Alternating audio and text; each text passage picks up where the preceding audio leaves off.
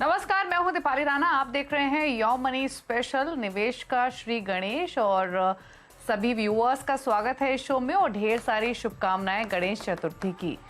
ये show specially हम उन इन्वेस्टर्स के लिए लेकर आए हैं जिन्होंने अब तक निवेश की शुरुआत नहीं की है और पर्पस इस शो का यही है कि आप आज से अभी से समझें निवेश क्यों जरूरी है, कैसे शुरुआत करनी है, कहाँ इन्वेस्ट करना है, क्या क्या स्ट्रैटेजीज फॉलो करनी चाहिए, किन बातों को अवॉइड करना चाहिए और किन बातों का रखना चाहिए ख्याल। ये सब बातें शो के जरिए आज समझेंगे और इसमें हमारी मदद करेंगे हमारे दो एक्सपर्ट्स। उनको शो में इंट्रोड्यूस करते हैं। हमारे साथ पूजा भिंडे मौजूद हैं और साथ ही हमारे साथ विरल भट्ट भी हैं जो कि मनी मंत्रा के फाउंडर हैं, पीबी इन्वेस्टमेंट के सर्टिफाइड फाइनेंशियल प्लानर हैं पूजा भिंडे। आप दोनों का ही स्वागत है और आज हम क्वेरीज नहीं लेंगे, आज हम एजुकेशनल पर्पस से काफी सारी चीजें डिस्कस करेंगे और आई एम श्योर क्वेरी से ज्यादा इंपॉर्टेंट ये शो रहेगा आज हमारे व्यूअर्स के लिए, क्योंकि उनको हर बारीकियां इस शो के जरिए समझ में आएंगी जो कि इन्वेस्टमेंट से जुड़ी हुई हैं। ये शो बिगनर्स या फिर जो ऑलरेडी इन्वेस्टेड है उनको काफी हेल्प करेगा अपनी फर्दर स्ट्रैटेजी प्लान करने में। तो आप दोनों को ही काफी सारी शुभकामनाएं, ढेर सारी शुभकामनाएं गणेश चतुर्थी की। और पूजा, पहले तो आपसे पूछना चाहेंगे, जब किसी नई चीज की शुरुआत करनी हो तो गणेश जी का नाम लेके होती है, उनके बिना शुरुआत नहीं हो सकती, तो क्यों ना गणेश चतुर्थी के मौके पे निवेश की शुरुआत की जाए। तो उन व्यूअर्स के लिए जिन्होंने अब तक कोई भी इन्वेस्टमेंट नहीं की है वो कैसे शुरुआत करें, क्या रणनीति लेकर चले। तो बेसिकली मान के चलिए कि कोई फ्रेशर, कोई बिगनर है जो ये शो देख रहा है, उन्हें बताइए कि इन्वेस्टमेंट की ABCD क्या रहेगी उनके लिए। जी बिल्कुल, thank you so much Deepali. सारे दर्शकों को, व्यूवर्स को हैप्पी गणेश चतुर्थी। एंड जैसे आपने सही कहा, कोई भी चीज़, चाहे हम घर खरीदते हैं, हम काम शुरू करते हैं, वैसे ही जब हम निवेश भी शुरू करते हैं, हम एक अच्छे दिन से शुरुआत करते हैं। हम कहते हैं कि आज अच्छा दिन है तो आज से हम SIP का डेट आज से लगा लेते हैं, या फर्स्ट लमसम करना है तो आज से कर लेते हैं। तो जब हर चीज़ में हम अच्छे दिन को देखते हैं तो अच्छे दिन से आज से ही हम प्रॉपर फाइनेंशियल प्लानिंग की शुरुआत करते हैं। कुछ चीजें हैं जो आप नए निवेशक हो या फिर अगर आप ऑलरेडी एग्जिस्टिंग इन्वेस्टर्स हो लेकिन आपको ज्यादा आइडिया नहीं है कि किस तरीके से मेरी प्लानिंग होनी चाहिए, वैसे आप ये स्टेप्स को फॉलो करें। सबसे पहले तो मैं कहूंगी कि आपको आपका गोल सेट करना है कि आप जाना कहाँ चाहते हैं। हम सब निवेश कर लेते हैं, हम सब किसी के कहने से या कहीं से कुछ पढ़ लिया, SIP करना है, हम वो सब शुरू तो कर लेते हैं, लेकिन सबकी जर्नी अलग है, सबको पहुंचना अलग है, अलग अलग समय पे पहुंचना है। सो सबसे पहले आप गोल सेट करें कि आपका क्या गोल है। आपको बच्चे की पढ़ाई है, रिटायरमेंट है, घर खरीदना है, क्या गोल है। इन्फ्लेशन को काउंट करें कि कितनी महंगाई आप उस गोल को ऐड कर रहे हैं और उसके बाद 10 साल, 15 साल, 5 साल कब जाके आपका ये गोल आ रहा है, अकॉर्डिंगली आपको उस हिसाब से कितना पैसा लगेगा और उसके लिए अभी से कितना निवेश मुझे शुरू करना है, वो आप एक सिस्टमैटिक इन्वेस्टमेंट प्लान के जरिए आप शुरुआत कर सकते हैं। लमसम भी ऑप्शन है, SIP भी ऑप्शन है। हम नॉर्मली SIP इसके लिए कहते हैं क्योंकि एक तो वो एक हैबिट हो जाती है, हर महीने EMI के जैसे वो डिडक्ट हो जाती है, प्लस हर महीने का आपको एवरेजिंग बेनिफिट मिलता है और लॉन्ग टर्म में कंपाउंडिंग बेनिफिट मिलता है। लमसम भी अगर आप डालना चाहते हैं एक मुश्त, तो आप STP के जरिए शुरुआत कर सकते हैं। और जब मैं फाइनेंशियल प्लानिंग की बात कर रही हूँ ना, तो हमें नॉर्मली ये देखना है कि आपको बजटिंग करनी है। बजटिंग मतलब आपके जो कैश फ्लोज है, आपको हर महीने जो इनफ्लो आ रहा है, उसके बाद जो मैंडेटरी आउटफ्लोज है जैसे घर खर्च है, EMIs है, ये सब निकालने के बाद जो आप सेविंग्स आपको जो SIP करनी है हर महीने या हर महीने हर सालाना कुछ सेविंग करना है, उसको साइड में रखने के बाद आप जो फिजूल के खर्च में कहूंगी या एंटरटेनमेंट, लग्जरी, इस तरीके के खर्चों को आप बाद में रखें। अगर ये फॉर्मूला से आप चलेंगे ना तो आपकी फाइनेंशियल प्लानिंग ऑन पॉइंट होगी और फिजूल के खर्चे नहीं होंगे। सो इन 2-3 बातों का आपको ध्यान रखना है। आपको एसेट एलोकेशन का ध्यान रखना है। एक चीज और बताइए, बहुत सारे ऐसे इन्वेस्टर्स हैं जो इन्वेस्ट तो करते हैं लेकिन ट्रेडिशनल इन्वेस्टमेंट प्लान्स के साथ ज्यादा स्टिक करना पसंद करते हैं, वो एक ओल्ड स्कूल इन्वेस्टमेंट्स करते हैं। उनके लिए सजेशंस क्या है संक्षेप में? ट्रेडिशनल प्लान में ही स्टिक करें या फिर थोड़ी सी स्ट्रैटेजी चेंज करें? जी बिल्कुल, जैसे मैंने अभी कहा एसेट एलोकेशन मतलब सारी जो इन्वेस्टमेंट है वो एक जगह नहीं करनी है। आपने बहुत ही सही तरीके से कहा दीपाली के काफी लोग बहुत कंफर्टेबल होते हैं ट्रेडिशनल, कोई प्रॉपर्टी रियल एस्टेट से कंफर्टेबल होता है, कोई गोल्ड और FD वगैरह प्रोडक्ट से कंफर्टेबल होता है, कोई इंश्योरेंस पॉलिसीज के साथ कंफर्टेबल होता है, तो वो छोड़ते ही नहीं। उनको लगता है कि नहीं हमारा इन्वेस्टमेंट चल रहा है। लेकिन हर एक इन्वेस्टमेंट का एक रिटर्न, एक रिस्क, एक टाइम होराइजन होता है, उसको समझने की जरूरत है। आप एफडी में निवेश करके एक 12% का जो हम रिटर्न अजम्पशन करके गोल पहुंचना चाहते हैं वो नहीं पहुंच पाएंगे, लेकिन वही जो आपका गोल है वो आप म्यूचुअल फंड के जरिए पहुंच पाएंगे।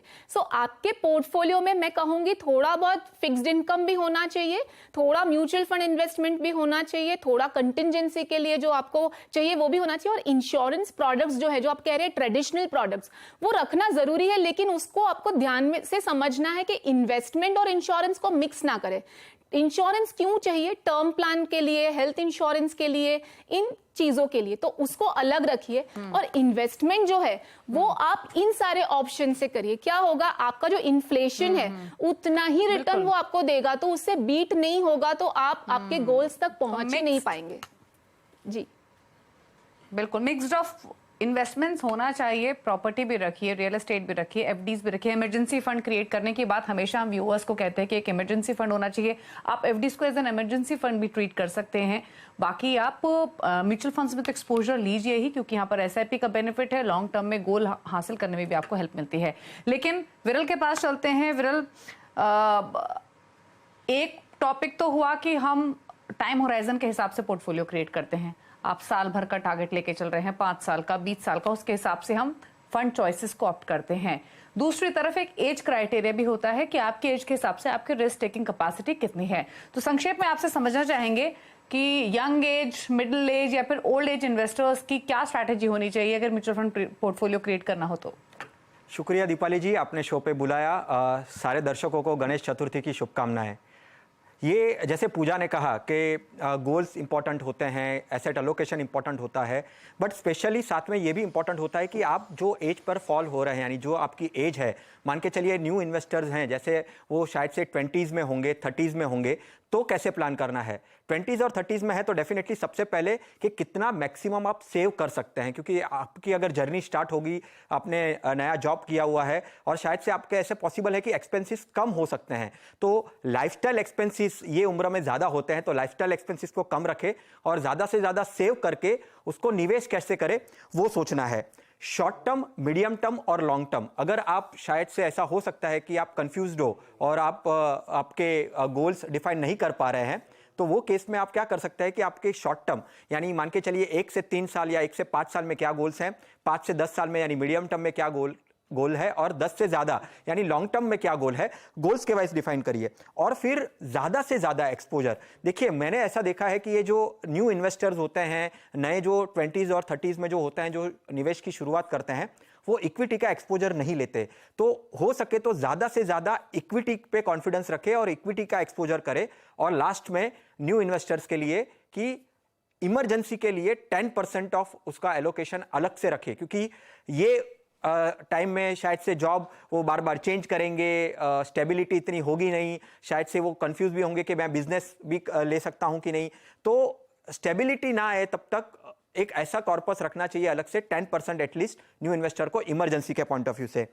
हम अगर मिड लेवल इन्वेस्टर्स की बात करें जो 40s में हो सकते हैं, तो शायद से वो अगर उन्होंने न्यू इन्वेस्टमेंट अगर अपने तरीके से अच्छी तरीके से शुरुआत की, राइट, तो वो जब भी 40s में आते हैं, 50s में आते हैं, तो एक मैच्योर इन्वेस्टर्स हम कह सकते हैं, राइट। अभी ये उम्र में उनको क्या करना है कि कोई लोन होनी नहीं चाहिए, जितना भी हो सके तब तक वो मैं हमेशा कहता हूं कि 45 तक आते आते जो कोई भी लोन ना हो, पर्सनल लोन ना हो, होम लोन ना हो, कोई भी लायबिलिटीज अगर ना होना, तो वो 45 से जो आगे का जो पड़ाव है वो काफी अच्छी तरीके से फोकस कर सकते हैं। ये उम्र में, ये मिड लेवल वाले जो उम्र में है, 40s में, 50s में, डेट का एक्सपोजर 20 से 30% रख सकते हैं। अगर जैसे कहा कि न्यू इन्वेस्टर्स होंगे तो डेट का एक्सपोजर कम रखेंगे। ये उम्र में आते आते डेट का एक्सपोजर थोड़ा बढ़ा के 20% के आसपास जा सकते हैं, 20-30% के आसपास। हाइब्रिड कैटेगरी जो म्यूचुअल फंड्स होते हैं, ये उम्र में उनको हाइब्रिड की तरफ भी उनका झुकाव रखना है, क्योंकि इक्विटी में एकदम और ज्यादा एग्रेसिव ना होकर हाइब्रिड जैसे कैटेगरी जहां पे इक्विटी और डेट दोनों का कॉम्बिनेशन है, तो ये ऑप्ट कर सकते हैं। और वापस से एक बार कह रहा हूं कि लोन हो सके तो 45 तक आते आते लोन खत्म करनी है। और फिर जो ओल्ड इन्वेस्टर्स हैं जो 60 को अप्रोच कर रहे हैं, या तो 60 के बाद वाला जो रिटायरमेंट वाला स्टेज होता है, तो वहां पे क्या हो सकता है कि इक्विटी का एक्सपोजर 40-50% तक रखना है। अभी बहुत बार गलती क्या होती है कि वो उम्र में आते आते लोग सोचते हैं कि मुझे डेट का एक्सपोजर ज़्यादा रखना है, अभी थोड़ा सा कंजर्वेटिव रहना है। ये गलती नहीं करनी है। क्यों नहीं करनी है? क्योंकि अगर हम जो जीने की हमारी जो उम्र है वो अगर हमारी 80 साल रही, 90 साल रही, राइट, तो इक्विटी ही एक ऐसा एसेट क्लास होता है कि जो आपको रिटर्न में आउट परफॉर्म कर सकता है। डेफिनेटली इक्विटी रखना है, बट 40-50% का इक्विटी बनाना है, 30-40% का डेट बनाना है और 10-15% कॉन्टिजेंसी रखना है। और म्यूचुअल फंड के सारे कैटेगरीज में आपका इन्वेस्टमेंट होना चाहिए। फ्लेक्सी कैप में भी होना चाहिए, मल्टी कैप में भी होना चाहिए, balance, hybrid fund, asset allocation funds, ऐसे सारे कॉम्बिनेशन से ये पूरा मिश्रण आपको बनाना है। तो हर एक एज में वो एज के हिसाब से आपको स्टेप्स लेने हैं। ओके, तो डाइवर्सिफिकेशन ना ही सिर्फ एसेट एलोकेशन चॉइसेस में, बल्कि अगर आप म्यूचुअल फंड पोर्टफोलियो क्रिएट कर रहे हैं तो वहां भी डाइवर्सिफिकेशन बहुत इंपॉर्टेंट है। कौन कौन सी कैटेगरीज जरूर हो आपके पोर्टफोलियो में, वो विरल ने मेंशन की। अच्छा पूजा, बहुत सारे टॉपिक्स हमें कवर करने हैं, इसलिए क्विकली एक चीज और आपसे समझ लेते हैं। अगर हम स्पेसिफिकली गोल्ड, सिल्वर, डेट या इक्विटी इस इन्वेस्टमेंट पोर्टफोलियो की बात करें, क्योंकि सबसे ट्रेडिशनल इन्वेस्टमेंट पोर्टफोलियो रहा है, अगर हम म्यूचुअल फंड इन्वेस्टिंग की बात करें या पोर्टफोलियो क्रिएशन की बात करें, तो कितना परसेंटेज एक्सपोजर गोल्ड सिल्वर में होना चाहिए, कितना इक्विटी में, कितना डेट अगर कोई लॉन्ग टर्म इन्वेस्टर है तो।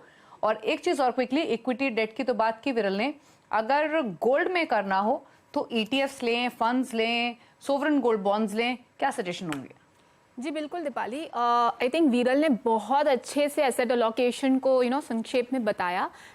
इक्विटी डेट जैसे आपने कहा, इसमें एक और चीज है, आप रिस्क एपेटाइट, हर एक इंसान की रिस्क एपेटाइट भी इतनी ही इंपॉर्टेंट है। एज फैक्टर तो एक है, जो हम फॉर्मूला कहते हैं 100 माइनस एज जो है, अकॉर्डिंगली आप उतना परसेंटेज इक्विटी में डालें। मतलब आज समझो कोई 30 का है तो आप 100 माइनस 30, 70% आप इक्विटी एक्सपोजर ले सकते हैं और 30% आपकी जो एज है उतना आप फिक्स्ड इनकम में रखें।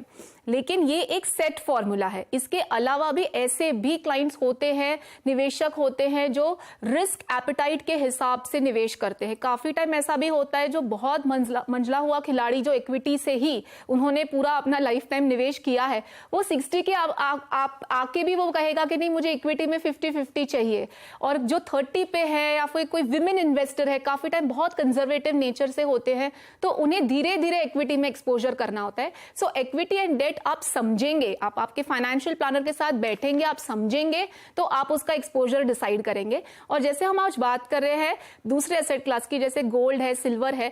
गोल्ड मैं कहूँ ये एक बहुत ही इंपॉर्टेंट एसेट एलोकेशन आपका होना चाहिए आपके पोर्टफोलियो में। हम नॉर्मली फॉर्मूला के हिसाब से चलते हैं तो 10-15% आप रखें तो अच्छा है, आपको एक अच्छा हेज मिल जाता है अगेंस्ट इन्फ्लेशन, एक अच्छा डाइवर्सिफिकेशन मिल जाता है पोर्टफोलियो में। और हम देख रहे हैं काफी हाइब्रिड फंड्स जिसमें मल्टी एसेट कैटेगरी में गोल्ड भी आपका निवेश हो जाता है। अगर हम वैसे देखा जाए ना दीपाली, तो इक्विटी, डेट, गोल्ड, ये सारा का सारा निवेश करने के लिए हमें अलग अलग जाने की जरूरत भी नहीं है। हम एक म्यूचुअल फंड प्रोडक्ट से भी इन सारे एसेट क्लासेस में निवेश कर सकते हैं। जैसे एक मल्टी एसेट प्रोडक्ट अगर आपने ले लिया तो उसमें आपको इक्विटी, डेट, गोल्ड सब कुछ आ जाएगा। गोल्ड में निवेश करना है तो 2-3 बातें हैं। जैसे एक तो गोल्ड ETF कहा, जिसके लिए आपको डीमैट अकाउंट की जरूरत पड़ेगी। नॉर्मल हम जो जैसे ट्रेडिंग करते हैं उस तरीके से आप ETF खरीद सकते हैं। गोल्ड म्यूचुअल फंड भी ऑप्शन है, जिसमें अगर आप SIP करना चाहें या नॉर्मल म्यूचुअल फंड जैसे खरीदते हैं वैसे आप गोल्ड म्यूचुअल फंड के द्वारा निवेश कर सकते हैं। और SGB जो बहुत ही फेमस है, सोवरेन गोल्ड बॉन्ड, जिसके ट्रांच अभी ही खत्म हुए हाल ही में और अभी आगे आते ही रहेंगे फेस्टिव सीजन में, उसके द्वारा भी निवेश कर सकते हैं। उसमें आपको एडिशनल 2.5% का इंटरेस्ट भी मिलता है, टैक्सेशन बेनिफिट मिलता है।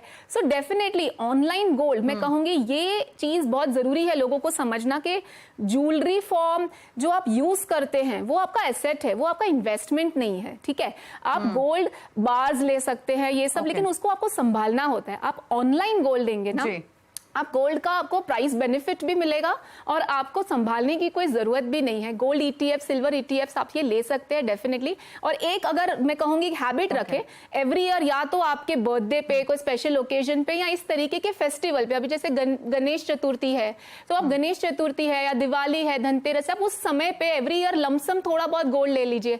तो क्या होगा, बच्चे की जब शादी होगी तब आप ये जो पूरा गोल्ड आपने हर साल उनके बर्थडे पे या फेस्टिव पे इकट्ठा किया है वो आप एज अ शादी में उस तरीके के टाइम पे यूज कर सकते हैं। तो आप एक अलग से आपका एक एसेट एलोकेशन में इन्वेस्टमेंट भी हो जाएगा।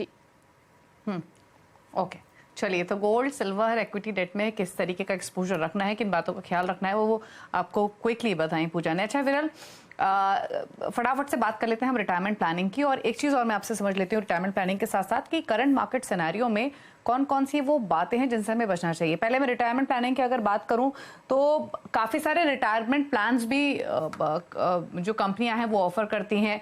म्यूचुअल फंड पोर्टफोलियो तो यूजुअली एक्सपर्ट सजेस्ट करते हैं कि आप रिटायरमेंट प्लानिंग का एक विजन लेके चलें, कितने साल में रिटायरमेंट का गोल है और उस हिसाब से आप पोर्टफोलियो बनाइए तो आप बेटर एक्यूमुलेशन कर सकेंगे।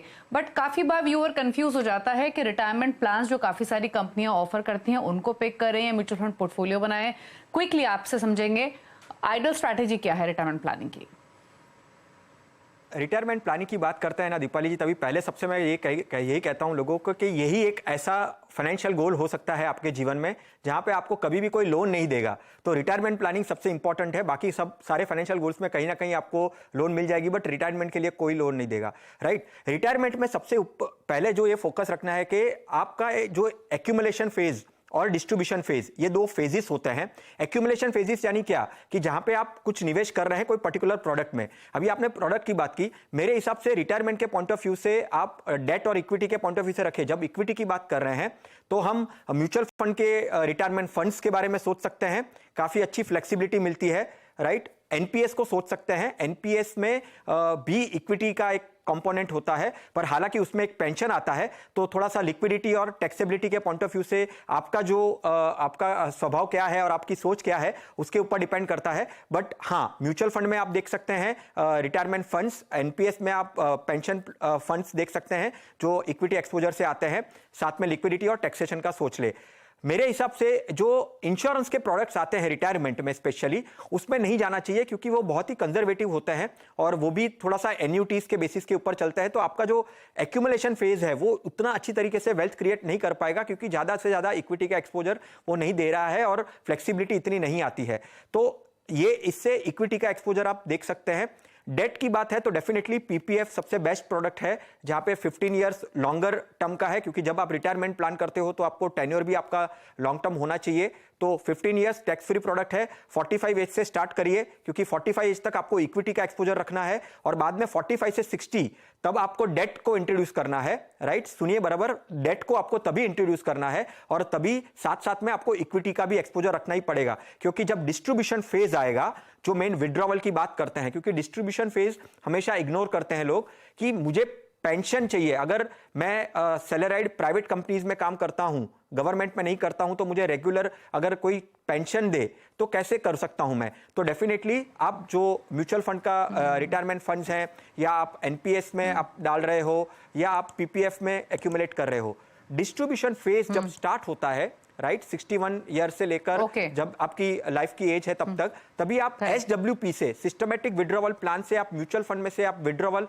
आपकी मन चाही रकम आप ले सकते हो, मन चाहे परसेंटेज से आप वो उठा सकते हो। तो म्यूचुअल फंड एक ऐसा फ्लेक्सिबल प्रोडक्ट है जिससे आपको पेंशन और रेगुलर इनकम भी आप प्लानिंग कर सकते हो रिटायरमेंट के पॉइंट ऑफ व्यू से। बिल्कुल। और तो अपने घर का, बच्चों का, की पढ़ाई का, शादी का जो गोल आप लेकर चलते हैं उसके साथ साथ रिटायरमेंट प्लानिंग का भी गोल लेकर चलें। इसे टालेना, ये बहुत इंपॉर्टेंट गोल है आपकी लाइफ का, इसको समझो और जितना जल्द रिटायरमेंट प्लानिंग करेंगे उतना बेहतर रहेगा। माफी चाहेंगे, एक ब्रेक का वक्त हो गया है विरल। फटाफट से एक ब्रेक के बाद लौटते हैं और पूजा और विरल से समझते हैं उनके इन्वेस्टमेंट मंत्रा और उनके टॉप चॉइसेस आप सभी के लिए, अगर आप इस गणेश चतुर्थी पोर्टफोलियो बनाना चाहते हैं। चलो वापस आते हैं छोटे ब्रेक के बाद। मनी स्पेशल निवेश का श्री गणेश, इस गणेश चतुर्थी के मौके पर विरल भट्ट, पूजा भिंडे हमारे साथ मौजूद हैं। ब्रेक में जाने से पहले काफी सारी अहम बातें हमारे दोनों एक्सपर्ट्स ने आपको बताई, कैसे शुरुआत करनी है, किन बातों का ख्याल रखना है, किन कैटेगरीज में इन्वेस्ट करना है, कितना एक्सपोजर कहाँ होना चाहिए और प्लानिंग आप कैसे करें। आप क्विकली, अगर आप इन्वेस्टमेंट करना चाहते हैं, पोर्टफोलियो क्रिएट करना चाहते हैं, तो दोनों ही एक्सपर्ट से पूछ लेते हैं उनके फंड चॉइसेस, ताकि आप उनकी चॉइसेस के हिसाब से पोर्टफोलियो क्रिएट कर सकें। पूजा बताइए आपके टॉप 4 फंड्स। जी बिल्कुल। सो बेसिकली मैं एक large and mid cap fund कहूँगी आपके पोर्टफोलियो में शामिल करने के लिए, SBI large and mid cap fund, एक flexi cap fund HDFC flexi cap fund, और mid cap and small cap जिसमें से Nippon India growth fund mid cap fund और एक क्वांट का small cap fund. Definitely mid cap small cap आप long term goals के लिए आपके पोर्टफोलियो में शामिल कर सकते हैं और बाकी थोड़े बहुत 5 to 8 ईयर के हिसाब से गोल है या फर्स्ट टाइम इन्वेस्टर है तो वैसे प्लानिंग कर सकते हैं जी। ओके विरल, आपकी रिकमेंडेशंस क्या होंगी? यस दीपाली जी, मेरे हिसाब से अभी के मार्केट के हिसाब से एसआईपी सबसे बेस्ट है। मिड कैप और स्मॉल कैप का एक्सपोजर हमेशा होना ही चाहिए पोर्टफोलियो में। इसके लिए पीपीएफएस का फ्लेक्सी कैप, लार्ज, मिड और स्मॉल तीनों का एक्सपोजर होगा फ्लेक्सी कैप में। Can't active multi cap fund है, अगेन वापस से फ्लेक्सी कैप जैसा ही मिड, स्मॉल और लार्ज तीनों का एक्सपोजर होगा। आईसीआईसीआई का मल्टी एसेट, मार्केट की उठापटक वॉलेटिलिटी से बचने के लिए मल्टी एसेट बहुत ही जरूरी है, तो आईसीआईसीआई का मल्टी एसेट फंड। और चौथा, large and mid cap category, mid cap और स्मॉल कैप का होना जरूरी है, इसके लिए महिंद्रा का large and mid cap fund. Okay चलिए, तो ये हैं फंड चॉइसेस हमारे दोनों एक्सपर्ट्स की ओर से। अगर आपने नोट नहीं किए तो नोट कर लीजिए। जो पूजा ने फंड्स रिकमेंड किए उसमें SBI large mid cap, Nippon India growth, quant small cap और एचडीएफसी फ्लेक्सी कैप फंड शामिल है।